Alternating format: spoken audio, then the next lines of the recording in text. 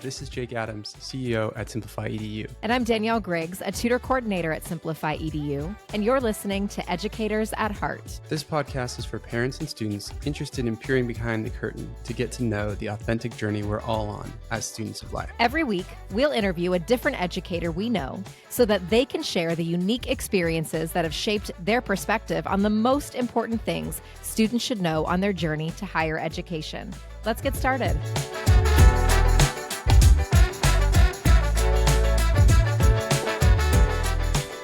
Hey listeners, today we've got a treat for you all. We are going to discuss the college admissions process and get a crash course in college counseling from an expert in the field, Evelyn Jerome-Alexander. Evelyn founded Magellan College Counseling in 2011 after spending 15 years as a volunteer interviewer for Johns Hopkins University. She has presented at dozens of regional and national college admissions conferences and has personally visited over 500 colleges. In addition to carrying a moderate caseload of students, Evelyn manages a talented team of independent educational consultants and serves as an instructor in UC Berkeley's certificate program in college admissions consulting. An LA native, Evelyn lives in the San Fernando Valley with her adopted shelter dogs, Brody and Artemis. Evelyn gives some priceless advice in this episode, so if you are a parent or student at any phase in the college admissions process or know you'll be headed that way soon, this is a must listen. So let's jump on in. Well, Evelyn, thank you so much for taking some time to meet with me today. I so appreciate it. Thank you, Danielle. It's nice to be here. Yeah. Well, can you tell our audience, first of all, just where are you originally from? I'm from Los Angeles. I grew up in the San Fernando Valley. Okay. Excellent. Excellent. So can you tell us how you kind of ended up in just the world of college counseling? How did that come about for you? Yep. So like I said, born and raised on the West Coast, went east for college. I went to Johns Hopkins University, which is in Baltimore. Okay. Had an incredible experience. Not only as a student, but also as an alum. So when I graduated, I actually stayed in Washington, D.C., got a master's degree, came home because it's cold in the winter and hot in the summer on the East Coast. And I wanted to come home. And so I launched my career. I used to run political campaigns. But my little extracurricular activity, my side activity while I was working in politics was I used to interview students for Johns Hopkins. And every year I interviewed a couple dozen students. I got really involved, got to the point where I was training other alumni on how to get involved in the admission process, how to interview students. I was doing college fairs. I was doing high school visits like I worked in the admission office, which I didn't, but I was sort of treated like I did.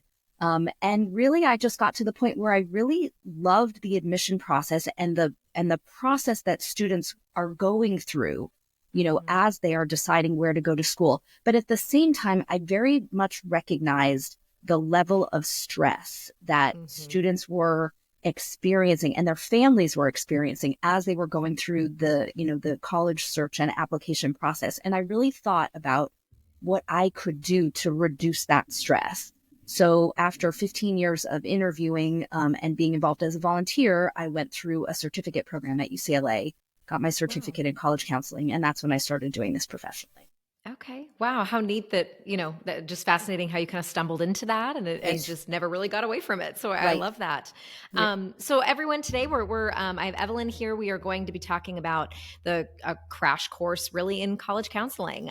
So I guess to kick it off, can you tell our listeners about the work that you do and then kind of what role a college counselor or college counseling company really plays in the admissions process for a student? Right. I mean, so I think that our role, and we call ourselves independent educational consultants, IECs. Okay. The role that IECs play, I think, is to help the entire family understand what's different about the college admission process than when the parent applied. I feel like that's a big part of my job. High school students talk to each other and they see things on TikTok and Instagram. And they sort of know what the numbers look like and they know, which schools are competitive and popular. But parents have in their head, when I went to school, Tulane wasn't super hard to get into. And, NYU was, for rich kids. I'm just making things up. But but they have these things in their head that aren't necessarily true now. And where that can come into play and be harmful is when the parent has something in their head like, and this is a real example, and I live in California, so I work a lot with the University of California, the UC system. Parents will say, well, I get that UCLA and Berkeley are hard, but Davis is not so hard. Davis should be her safety school. Santa Barbara should be her safety school. And they'll look at the numbers and they'll say, well, my student's GPA is, at the top of that range. And the UCs don't do test scores anymore. So not even a part of the process. But people are looking at numbers and saying, I should be right in that range. But what they're not realizing is that over the last 30 years, the acceptance rates have steadily gone down to very, very low numbers. So going back to my Tulane example, 9% acceptance rate today. Right. And there's little strategic things too, that unless you're thinking about college admissions every day, which I do, you're not realizing. So for example, Tulane has an early decision round, which is binding, an early action round, which is non-binding, and a regular decision. And if you don't apply early decision or early action, you have a literally 2.5% chance of being admitted. Wow. Right. Man. It's intimidating. It's intimidating. And so the mistake that people make is the parents and the students, they create a college list of schools that they think are good, right? That are impressive. And they apply to those schools and they say, well, I have a high GPA, I have high test scores, I should get into one of these schools. It's not like we throw spaghetti at the wall and see what sticks. What we do is we help students really think about, what kind of college environment do I want for myself? And it's funny, over the last like 5, 6, 7 years, I've really started to think about it this way. When I went to Hopkins, I made friends who have been my friends for life. I today continue to have, here we are in the middle of, I'm in Los Angeles, I'm in the middle of a, urgent firestorm. I'm getting people from all over the country checking on me. And they are my Hopkins friends. They are my college friends who I have been close with for, the 30 years beyond graduation. So I see my role as helping students find the place where they will not only learn what they need to learn to launch their career, but meet the people who will be their lifelong support system. That is the way I see my job. Yeah. Oh, I love that. And I couldn't agree more. I'm the same way. The relationships that I made in college are ones that are still some of the closest for me today as well. It is such a unique time like that. So can you share a little bit about your own philosophy kind of toward the application process and maybe within that, what you kind of feel is like the healthiest way to approach it? Yeah. My philosophy is that an acceptance letter feels better than a rejection. You can really hang everything I do on that. And what that means is, yes, I support your dream. I support you reaching to get into that Ivy or that, almost Ivy type school. I 100%, I will read the essay 44 times when you revise it because it needs to be perfect. However, while we're doing that, we are going, or before we get there, we're going to build a balanced college list. I have a student who's the perfect example. She applied to an Ivy early decision this year. It was her absolute dream school, top choice. She didn't get in.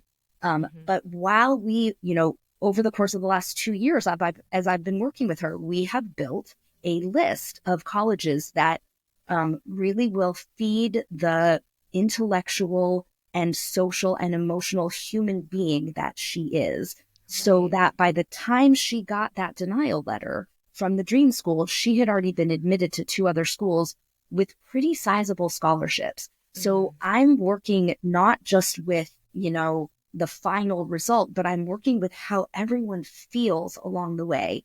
And we're talking about 17-year-olds, 18-year-olds. We're talking about very fragile psyches. And to me, it's incredibly important to show them, especially the high performing ones. But I have to say, I work with kids who have a 3.2 and they wouldn't even dream of applying to an Ivy, which is fine. But for everyone, my goal is to show them that you are a valuable human being. You have worked hard, whatever that means. You have worked hard through high school, even if that means there was a C on your transcript somewhere. That doesn't mean you're not a smart kid. It doesn't mean you don't deserve to go to college. There is a college there is a 4-year college for every student who wants to and is ready to go to one. And again, that's what I consider my job, is helping them see beyond just what they're hearing and seeing on Instagram and TikTok. Right. And I love that. And it's such a unique place that we're in, like you're mentioning, just the, all this extra information that's out there. I mean, just thinking about, the process that I went through in the early 2000s, Right. how stressful that was at that time. And then thinking of doing it now with all this, with everything that's out there and just so Right. easily accessible. And you're comparing yourself to everyone else that just before it wasn't Right. like that. Right. So I can imagine that that's really adding to some of those stressors. So Yes. I guess kind of on that, we all know, and obviously you know better than anyone, that the college admissions process is stressful. So can you talk a little bit about maybe some of the biggest stressors that you see, like within the process, maybe specifically for students? What are those biggest stressors for them? Yeah. I mean, I feel like the biggest stressor is I'm not going to get in anywhere. I'm not going to get in anywhere because, again, you're right. They're taking all of that information, external, information, and saying, well, I can't get in here and I can't get in here and I'm not good enough for this. And I saw my friend, who had a bit better GPA than me, and she didn't get into, Berkeley or whatever. Right. So I think that fear of not getting in is honestly the biggest stressor in this whole process. And to me, it's such an easy fix. It's such an easy fix. Just let me show you that there's not just 22 schools out there. There's not just 50, right? Everyone, looks at US News and World Report, which I'm just going to tell you, I think is crap. I have a webinar and then an updated webinar on, what their methodology really considers, which it doesn't consider the quality of the educational experience, right? So what are we looking for? We're trying to find an environment that is a fit for you, individual human being. And some magazine or website doesn't know who you are as a human being. So how are they supposed to know what's good for you? So when a family comes to me and says, is such and such a good school? I say, that's not the right question. The right question is it a good school for you? I love that. That's the journey that we have to undertake in this process. And so you asked what the stressors are. I'm not going to get in is clearly the biggest stressor. Yeah. I will tell you, families really box themselves into a corner. The longer you wait to get started, the more time you've spent falling in love with, fill in the blank dream school, right? So if you don't come to me until the end of your junior year, you've spent all of junior year falling in love with Georgetown. Trust me, it's happened, right? If you can get to me in the beginning of junior year, then what I can do is help the student and the parents understand that there's there's 2,200 four-year colleges out there. Right. It's an unfortunately contracting universe because there's a lot of really small, not well-funded schools. So don't hold me to the number because that might be different a year from now. But but there's thousands of schools out there, and really all you have to do is do a little inventory. Think about, who am I? Oh, that's so hard for a 17-year-old, but you have to do it. Yeah. Who am I? What am I looking for? Where will I thrive? And at the end of the day, I say this to every parent. I want the same thing that you want for your child. I want them to be happy and successful. That's what we're looking for. Yeah. Yeah. Wow. That's just such a great perspective. Really good advice. So then how about for parents? Because like you've mentioned, it's so much more than just the student. It's a whole, it's this the whole family. It's all involved in this. So for the parents, what would you say are some of the top stressors that you see for parents in the process? So I see a couple. I definitely see my kid's not going to get in anywhere. And I feel like these things that I'm saying, you could say that they skew toward the high performing students, but I will tell you, I get calls every year, like round the clock, every month from usually it's the mom who will say, oh, she's apologizing. My son has a 3.2. Oh, my daughter has a 2.8. And they're apologizing for a kid who's done okay. Right. I mean, in the old days, a C was average, right? Yeah. The problem is, I can throw a chart at you if you want. The problem is the average GPA over the last 30 years has ratcheted up. Yeah. And so this crazy number, 80% of high school students are graduating high school with a straight A average. Wow. So if you see that number and you know your kid isn't that, you're going to call me and apologize. Super stressful. My child isn't going to go to college. I feel like I have more good news for families who have a lower GPA student than a higher GPA student, because I can never promise you're going to get into the 4% acceptance rate schools, but I can promise that there are schools that will admit your 2.8, 2.9, 3.1 kid. I can 100% promise it. So parents are stressed about that. Parents equate where their child gets into college with how good a job they have done at parenting. And I wish I could just like cosmically disconnect those two. Yeah. But I can't, because parents talk to each other and it's really stressful for them. So let's talk some timeline specifics here. I know we kind of mentioned that a little bit earlier. You kind of got into that a little bit, but because I know that there is maybe some, I think that's one of those hard things of people thinking like, am I too late in the process? Am I too early in the process? When is the process? It is. So I guess when should parents and students be starting this whole process, and what does that look like? Right. So the funny thing is I keep a little sign on my desk and it says this. Because it's the answer. It's the answer to every question you could ever ask me. If you are a super anxious parent and you want someone to like help you plot out 4 years of curriculum, then we should start at the end of 8th grade. I have lots of conversations with 8th grade families. Where should I go to high school if there's a choice, right? What should I be taking? What extracurricular activities should I be doing? If you come to me, again, there's a lot of ways to know that you're too late. If you come to me at the end of 11th grade, your grades are locked in. That's what colleges are going to see. Your activities are locked in for 3 years. I can't impact that, right? If we start before 11th grade, if we start at the end of 10th grade, we can talk about what you could do the summer between 10th and 11th. We can talk about your testing timeline, which will also reduce the stress a little bit if we pull the SAT or ACT a little bit earlier, if we can. That's one less thing for you to be worried about at the end of junior year. That's another big stressor, by the way. So again, it depends, right? If you started high school and your son or daughter got, okay grades, B's and C's, maybe an A in art in 9th grade, and you're not really sure if they're going to be for your college material by the end of high school, you're not going to call me at the end of 9th grade. You're going to see how 10th grade goes, which is totally right. Everybody does not start at the same point. I will tell you, people who are shooting very high usually call me earlier. Okay. 8th grade, 9th grade, early 10th grade. The funny thing is we used to offer, and I have a team of counselors, we used to offer a 9th, 10th grade package. And it was like a 5-6 hour package. And, we talked about a lot of those things. I talked about curriculum and summer planning. And people would be like, we don't actually need much right now. And we were like, we know, you don't need much.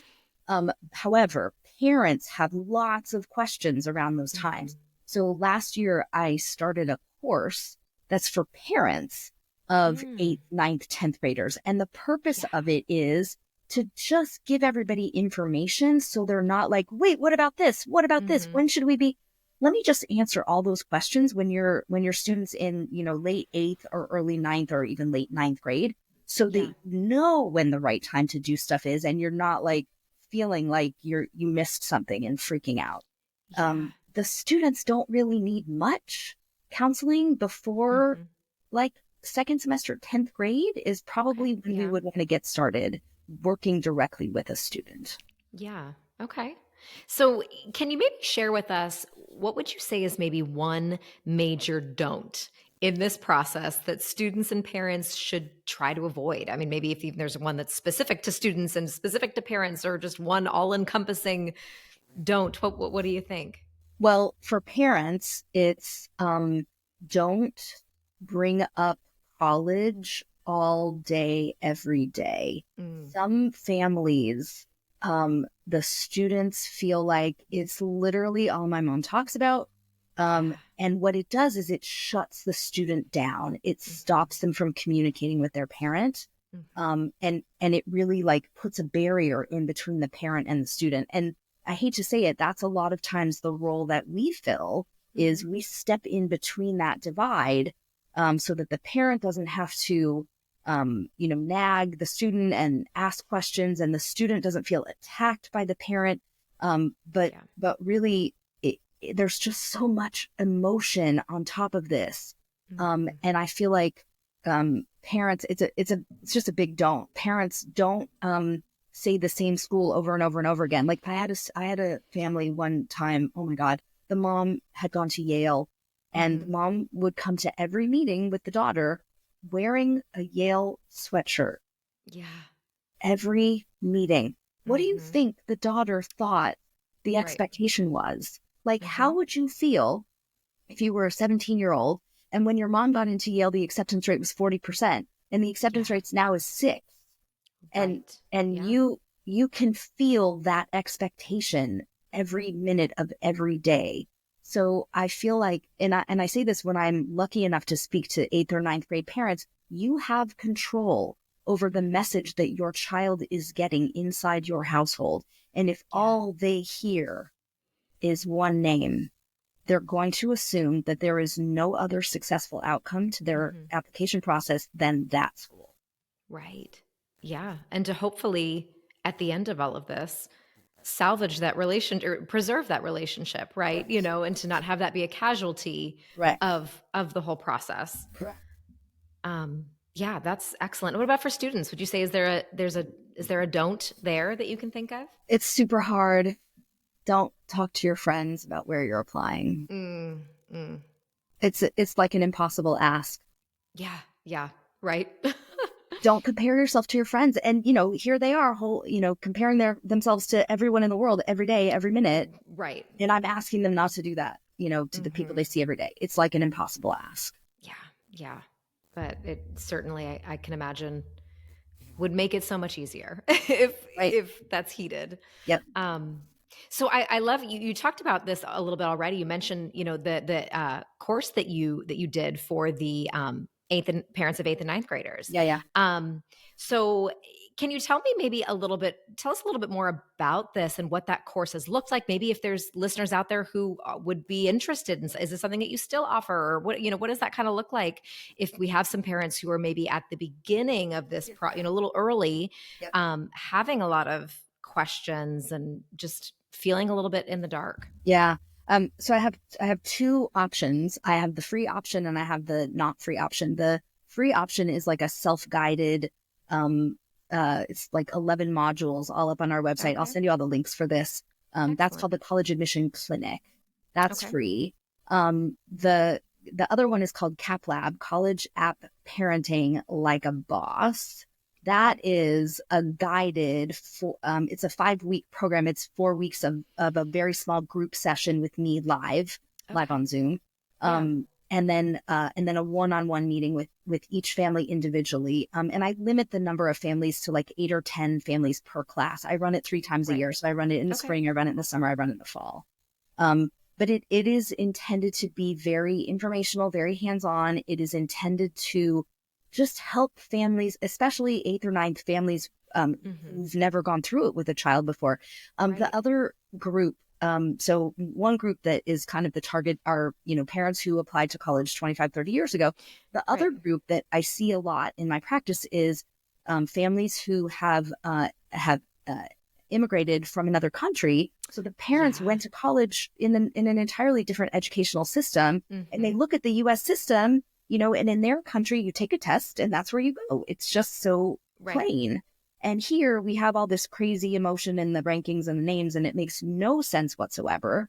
And they literally don't know where to start. So I see a lot of families who basically are first generation, the students will be first generation in the United States to go to college. Yeah. Wow. That's what a helpful resource. And I will definitely have all this included in the show notes, listeners, so that you know exactly how to access this if this is something that you think would be, really beneficial. So for parents looking for ways to help support and navigate their students through this whole process, what do you think is maybe the most important takeaway you could offer for parents who just feel really overwhelmed at tackling this and just feel like they have no idea where to start? Right. Don't be afraid to reach out for help.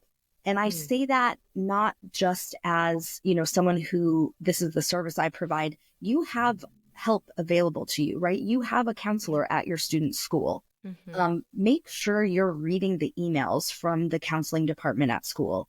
Make sure you're going to those college counseling meetings that they offer. Almost every school will offer some type of programming, even if, even at the largest public high schools. I have public high schools near me where the class is 1,000 students in the senior class. Right. But when they're juniors, there are programs that the college counseling office offers for families to help you understand, all about what's going on.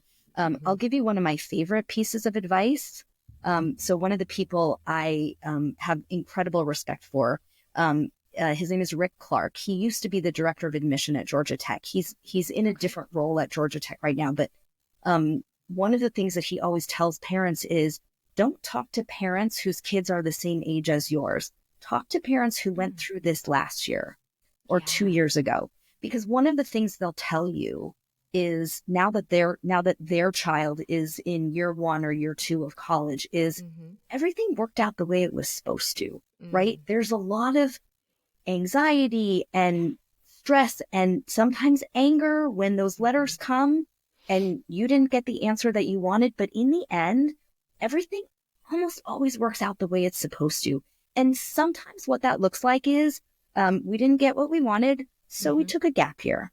We didn't get what we wanted, so we went to community college and we're in year 2 and now we're applying again. And that's fine. The other advice that I often give is nobody's ever going to ask you where you started college.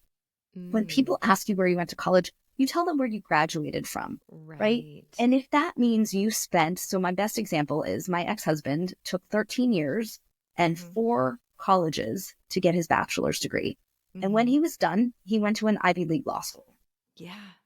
No one ever said to him, how many years did it take you to get that bachelor's degree? Or which colleges other than this one on your diploma did you attend before you got your bachelor's degree? Nobody cares, right? Exactly. So even though in this moment, you're all wound up and you're all stressed out, if it takes an extra year for your kid to graduate, that's fine. That's fine. Yeah. That's encouraging. That really is. And I think so needed for people to just to get that perspective, to see that, because you're right. Well, that's excellent.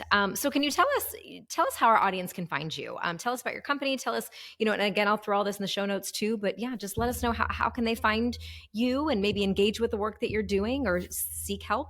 Sure. I appreciate that. I whenever I do a podcast, I never want people to feel like I'm selling them something. I want to be here for support and information. Yeah, absolutely. So I'm personally based in California. I have clients all over the country. I have 22 counselors on my team. They're all over the country.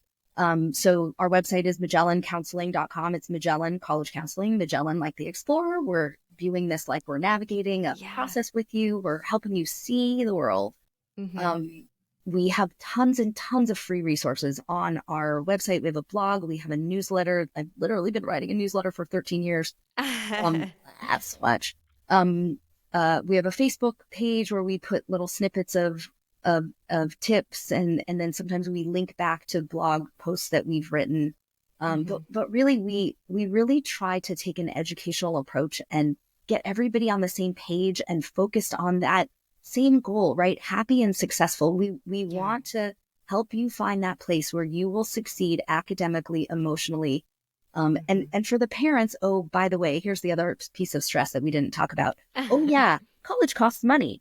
Right. So one of the things that we actually focus on a lot in our practice is the paying for college part. And what we do is everybody has a lead counselor on my team, right? So you'll be working with Faye, you'll be working with Cheryl, you'll be spending all your time working with one counselor. That counselor will take you through all of the steps of the process, every draft of every essay.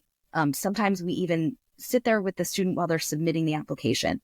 But at some point, if you tell us that the paying for college part is an important part of it for you, you will set up a meeting with me and I will go through individually what the paying for it part looks like, because it's a very individualized process. It's based on your financial situation. Your financial situation is different than your next door neighbors. It's different than the person, even at the same salary range at work as you, because you might own a rental property. You might, have more money in your bank account or less money than they have. So that's a very, very individualized process, because most college financial aid is based on need. So one of the other things that, again, parents are having memories of things that used to be, one of my friends got a full ride scholarship to Dartmouth, or a full ride to whatever. Full rides are very, very rare on the merit side. But again, we are immersed in visiting colleges. I have personally visited over 500 colleges in the last 12 years. And so one of the things that my team focuses on is, if you are in a situation where you will not get need-based aid, where can you get merit-based aid to bring down that cost? So that's part of the list building process. And we try to engage in that on the early side. Wow. Yeah. And that's huge, because that's a huge stressor that has just become even more intense, just some places just seem so out of reach. And so I love that you offer that. So thank you so much. What incredible resources. And like I said, everyone, I'm going to link this in the show notes so you can easily find all of this and reach out to Evelyn. Thank you for just your perspective, your approach to this. It's just been so helpful. Thank you. So before we wrap up, before I let you go, we always like to ask our guests kind of just we call them our simplified lessons. And so just if you had to maybe simplify like one or two of maybe the most important lessons you've had to learn just as a student of life that you wouldn't mind sharing to our audience to kind of help them learn it, more quickly. Yeah. What would that be? So I'm gonna lovingly reference one of my colleagues who said this to me many, many years ago. And we say it to all of our clients, and it's true in what I do with my students and families, but it's honestly just true in life. And it's this: control what you can control. And what you can't control, don't hit your head up against the wall, because all you're doing is giving yourself a headache. Yeah, I love that. I could not agree more. Excellent. Well, thank you so much, Evelyn, for taking the time, for sharing all of this just important information, and just, like I said, such a great approach. And I know that our listeners have truly learned so much for a topic that can be overwhelming and sometimes feel, they don't know where to start. So I can't thank you enough for joining me today. Thank you so much, Danielle. It was nice to be here. Thanks so much for listening. If you enjoyed this episode, please leave us a review wherever you get your podcasts. And don't forget to subscribe to our show for future episodes. See you next time.